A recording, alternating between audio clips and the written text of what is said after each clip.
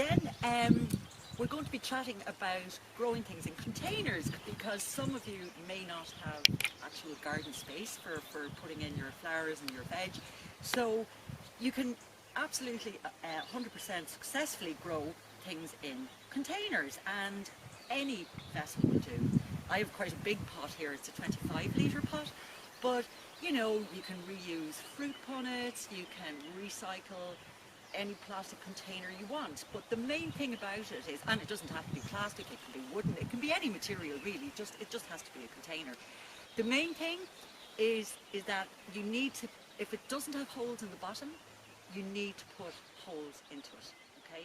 That's important so that you get drainage, you get good drainage, okay?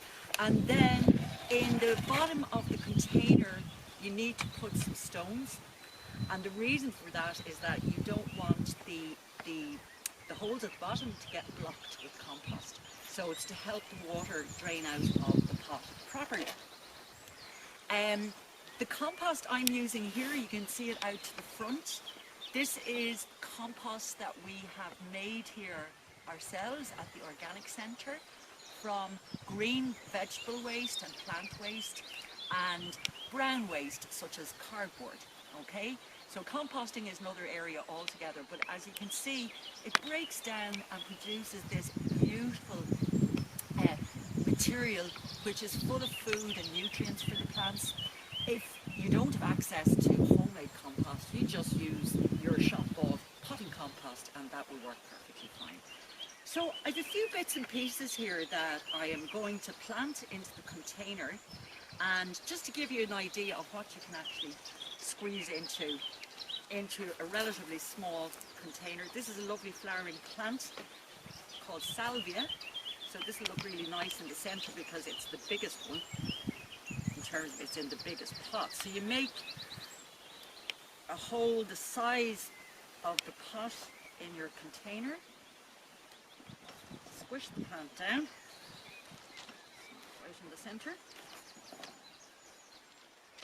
Okay, and have a look at that and see, are you happy with it? So we've got a nice bit of colour in the centre, and this lovely plant here is brilliant for the bees. So flowers are really important to attract bees into your surroundings.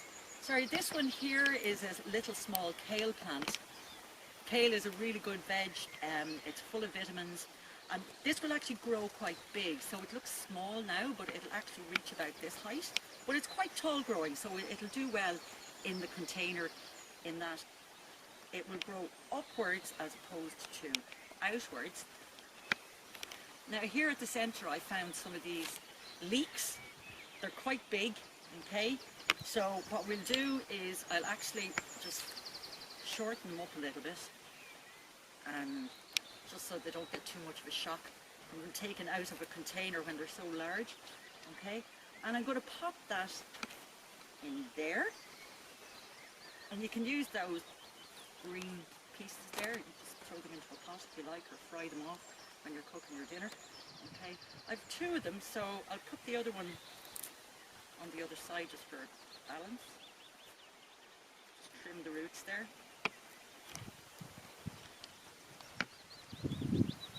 Okay, then we have this beautiful strawberry plant. Look at that, and look at the fruit coming on them. They're green at the moment, yellowy green, but they'll turn red, obviously, with time and hopefully with sunshine.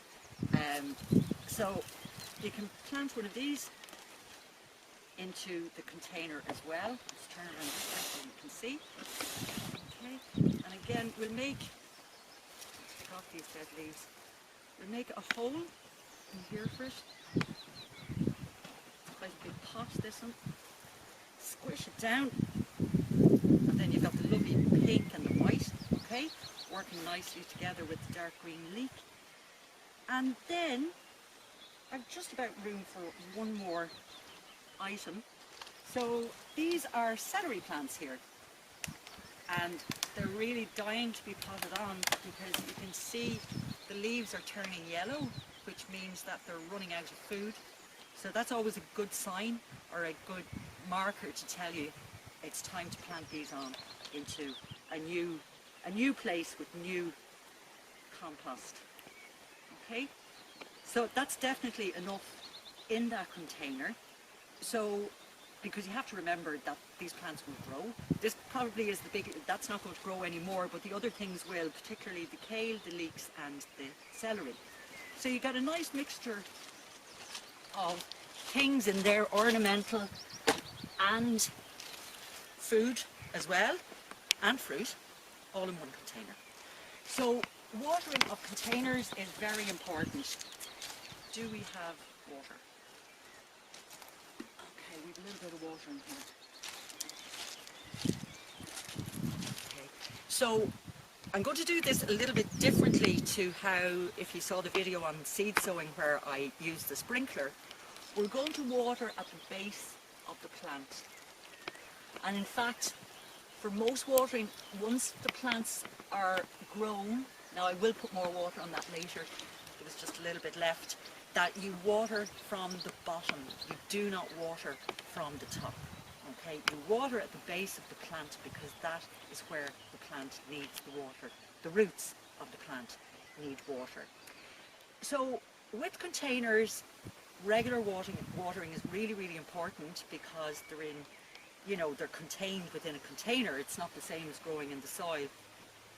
So you need to keep an eye out for when the compost dries out, okay? And in weather like this, okay, if your container is outside, it's going to rain, that's fine. The rainwater will do perfectly. But where you have extended periods of dry weather, you will need to water every single day, okay, in order to look after your plants.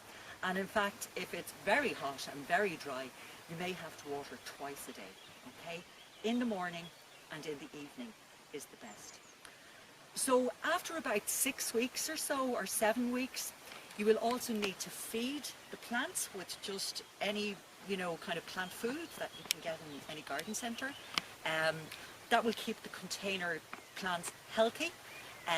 It will keep them well nourished, all right? And really, you know, that's basically it. That will stay in, those plants will stay in that container right up into the autumn time, okay? And the kale, if you want, the kale will grow actually all winter. Okay?